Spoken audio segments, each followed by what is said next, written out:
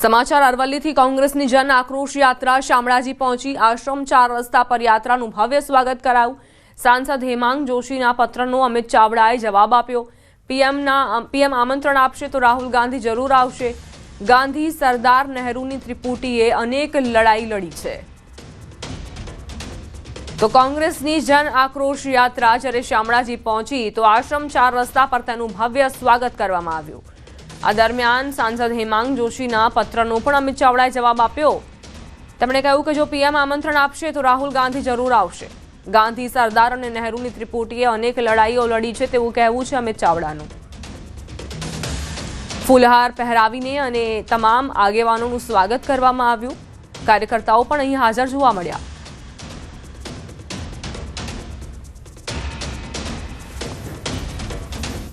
જ્યારે ગુજરાતમાં થતા હોય તો હું માનું છું કે રાહુલ ગાંધીજી લોકસભામાં વિપક્ષના નેતા છે।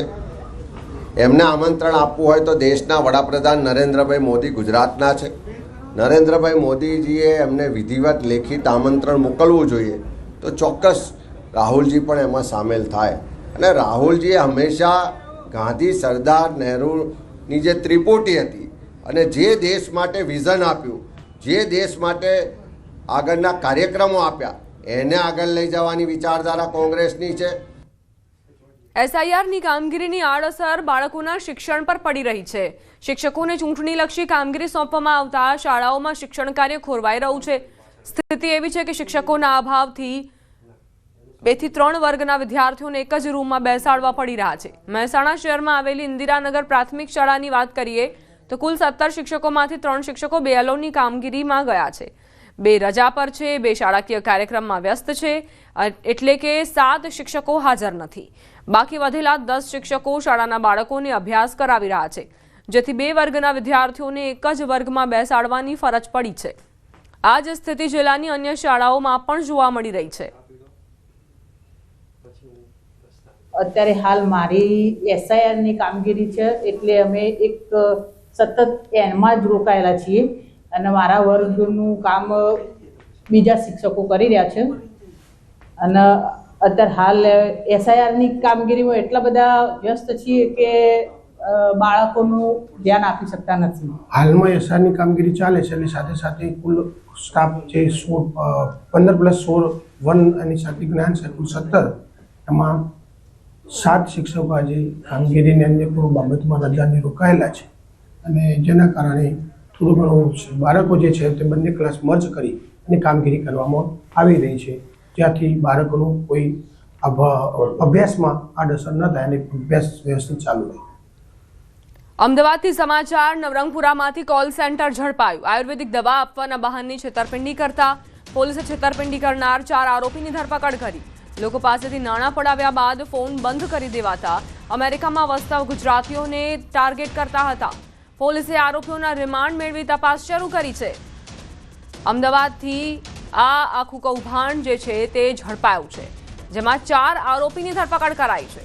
આયુર્વેદિક દવા આપવાના બહાને આ લોકો છેતરપિંડી કરતા હતા। પોલીસે છેતરપિંડી કરનાર 4 આરોપીની ધરપકડ કરી છે।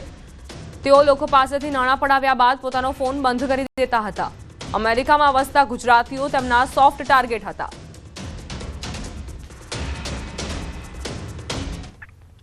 છોટાઉદેપુરના બહાદરપુર ગામે આવેલ જવાહર નવોદય વિદ્યાલયમાં ફૂડ પોઈઝનિંગની ઘટના બની છે। વિદ્યાલયમાં 350 બાળકોને રહેવા અને જમવાની વ્યવસ્થા કેન્દ્ર સરકાર તરફથી કરાઈ છે। વિદ્યાલયના 18 બાળકો ફૂડ પોઈઝનિંગની ચપેટમાં આવ્યા। બાળકોને શરદી, તાવ, ઝાડા, ઉલટી જેવી ફરિયાદો ઉઠતા આરોગ્ય વિભાગ દોડતું થયું। પાણીના તેમજ ખોરાકના સેમ્પલ લેવાયા, જોકે હાલ બાળકોની હાલત સ્થિર છે। આ બાબતે શાળાના ઇન્ચાર્જ પ્રિન્સિપાલ બનાવને લઈને ગોળ જવાબ આપતા જોવા મળ્યા। તેમણે જણાવ્યું કે આ વાતાવરણની અસર હોઈ શકે। અહીં જમવાનું સારું જ અપાય છે, પરંતુ અહીં સવાલ એ છે કે બધા બાળકોને કેવી રીતે 18 બાળકોને કેવી રીતે એકસાથે ફૂડ પોઈઝનિંગની અસર થઈ જાય। પાણીના સેમ્પલ લેવામાં આવેલા હતા, પ્રદૂષિત ખોરાકનો સેમ્પલ લેવામાં આવેલા હતા, તેમજ ક્લોરિનેશન અને મેડિકલ સારવાર ઉપલબ્ધ કરાવેલી હતી।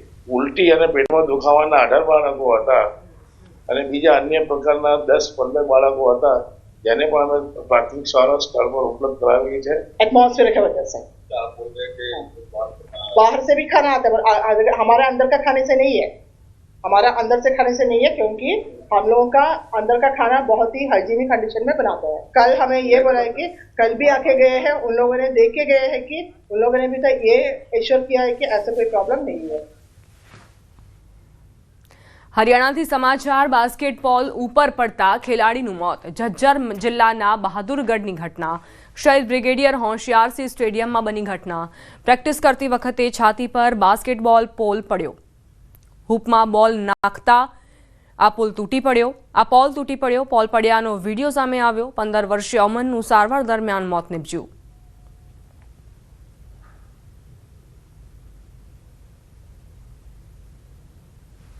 સમાચારોમાં આગળ વધીએ બિહારના વૈશાલીમાં આજે સવારે સાયકલ ચલાવતી બે વિદ્યાર્થીનીઓને એક ઝડપી ડમ્પરે ટક્કર મારી હતી બંનેની હાલત ગંભીર છે બેલસર પોલીસ સ્ટેશન વિસ્તારના જરંગ ચોકમાં આ સમગ્ર ઘટના બની જે સીસીટીવીમાં કેદ થઈ અકસ્માત થયો ત્યારે બંને વિદ્યાર્થીઓ એક જ સાયકલ પર કોચિંગ ક્લાસે જઈ રહી હતી બંનેની હાલત ગંભીર છે સ્થાનિક લોકોએ ડમ્પરને કબજે લીધું છે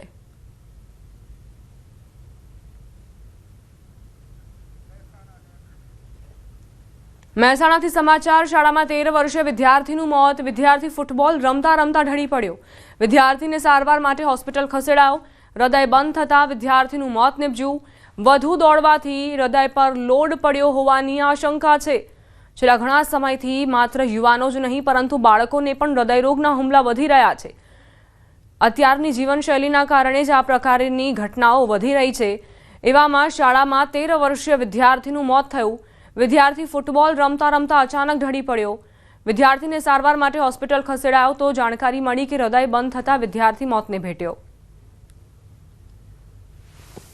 રમતા બધા છોકરાની હાજરીમાં જ નીચે પડી ગયો એટલે પડી ગયો એટલે બધા છોકરાઓને ખબર કે આનું 1 વર્ષ પહેલાં આવું થયેલું એટલે પાણી છોટ્યું ઢંઢોળ્યો પણ એ છોકરો ઊભો થયો નહીં એટલે છોકરાઓ વોર્ડન પણ સાથે જ હતા હોસ્ટેલના વોર્ડન હોય ને એ બીજા સ્ટાફ મેમ્બરો હતા એ બધા ઇમિડિયેટ એનું વોટર પાર્કમાં દવાખાને લઈ ગયા એટલે ડૉક્ટરે બિચારાએ આર્ટિફિશિયલ પમ્પિંગ કરવાનો પ્રયત્ન કર્યો ઇન્જેક્શન આપી પેલું હાર્ટનું આવે ને ઇમરજન્સીનું એ પણ આપ્યું પણ અલ્ટિમેટલી આ બાળક બિચાર રિવાઇવ થઈ શક્યું નહીં સુરતના વરાછામાં વાલીઓ માટે ચોંકાવનારો કિસ્સો સામે આવ્યો હેમકુંજ સોસાયટીમાં ઘરની અંદર રમી રહેલી 2 વર્ષીય ક્રિયા ચૌહાણ નામની બાળકી ત્રીજા માળે રૂમમાં ફસાઈ ફાયર વિભાગની ટીમ દ્વારા દરવાજો તોડી બાળકીને સલામત રીતે બહાર કઢાઈ બાળકી બહાર આવતા પરિવારે રાહતનો શ્વાસ લીધો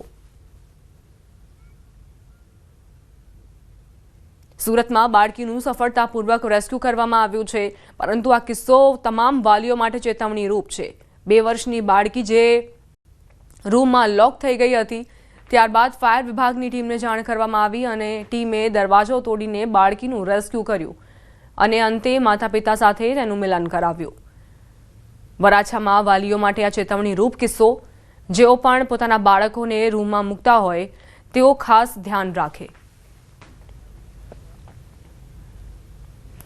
એર ટ્રાવેલ કરતા પ્રવાસીઓ માટે રાહતના સમાચાર છે અમદાવાદના સરદાર વલ્લભભાઈ પટેલ આંતરરાષ્ટ્રીય એરપોર્ટ 27મી નવેમ્બરથી એક મોટો ઓપરેશનલ સુધારો અમલમાં મૂકશે એરપોર્ટ દ્વારા માત્ર 8 મહિનાના સમયમાં તૈયાર કરાયેલો 100 મીટર લાંબો રનવેને સમાંતર નવો કોડ સી ટેક્સીવે કાર્યરત થવા જઈ રહ્યો છે આ નિર્ણાયક અપગ્રેડેશનથી એરપોર્ટની કાર્યક્ષમતામાં નોંધપાત્ર વધારો થશે અને ફ્લાઇટ સંચાલન વધુ ઝડપી બનશે આ નવા ઉમેરાથી એસવીપીઆઈએ પર ટેક્સીવેની કુલ લંબાઈ હવે 2500 મીટર થઈ ગઈ છે મુખ્ય રનવેની લંબાઈ 3505 મીટર છે જેથી ઝડપી સંચાલન અને ફ્લાઇટને ઓછી રાહ જોવી પડશે આ પેરેલલ ટેક્સીવેનું સંચાલન શરૂ થતાં ફ્લાઇટો માટે રનવે પરથી એન્ટ્રી અને એક્ઝિટનું કાર્ય ઝડપી બનશે વિમાન માટે પાર્કિંગ અને રનવેને જોડતા ટેક્સીવેની લંબાઈ વધારાઈ છે ટેક્સીવેની લંબાઈ 1126 મીટર સુધી વધારાઈ છે રનવે પરનું ભારણ ઘટતા ટ્રાફિક મૂવમેન્ટ પ્રતિ કલાક 20 થી 28 થશે